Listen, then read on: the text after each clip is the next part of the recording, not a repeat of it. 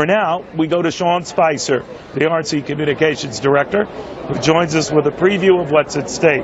I cannot imagine, Sean, more drama ahead of an event that almost begs it letting us down, because we've built up all this drama. What do you think of that? I think it's going to be a big, exciting night.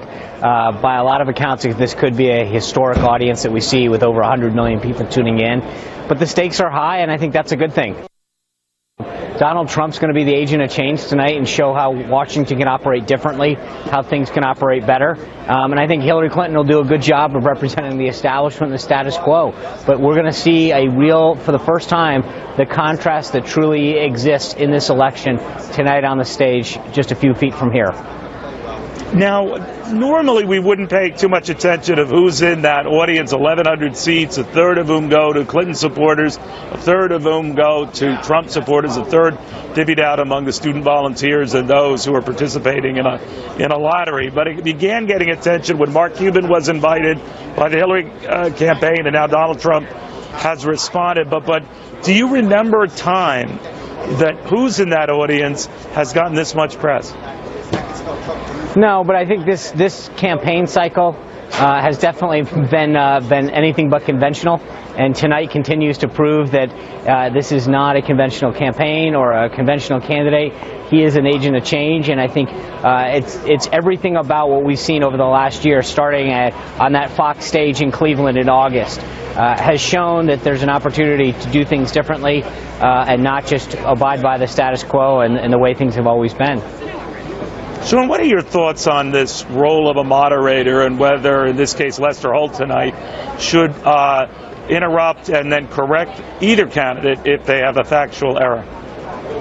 It's a great question, because there's two things. Number one, you look at Hillary Clinton, she's debated 38 times in political settings. She was a two-time United States Senator and Secretary of State. If anybody should be excited about coming in tonight, it's Hillary Clinton. They've got the candidate who has been on the stage, who's got the experience, and yet they're on defense. They're whining. They're talking about the media of all things, trying to grade Trump on a curve. If anyone is with Hillary Clinton, it's the mainstream media. And so now they're going so far as to say the moderator should play the role of the fact checker. The moderators facilitate discussion so the American people can hear the two candidates.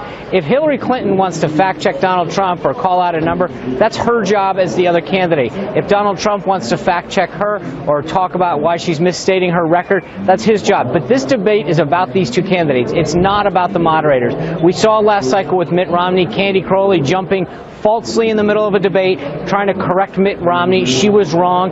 It rattles the candidates. That's not their job. The moderator's job is to facilitate the discussion and the debate between the two people, the two candidates that the American people are trying to choose from. And I think that the Clinton campaign is clearly showing that they are on defense and they're worried about going in tonight, because their candidate, despite having the so-called experience, is not presenting the change that the American people want. And the polls this morning show it. Donald Trump's not only up 2 in the Bloomberg poll, but the trend is +6 overall. The Colorado poll, the Pennsylvania poll, all the other battleground polls show that not only is Donald Trump leading, but the momentum is with Donald Trump. The wind is at his back, and that's where you want to be as you head into these final 40 days.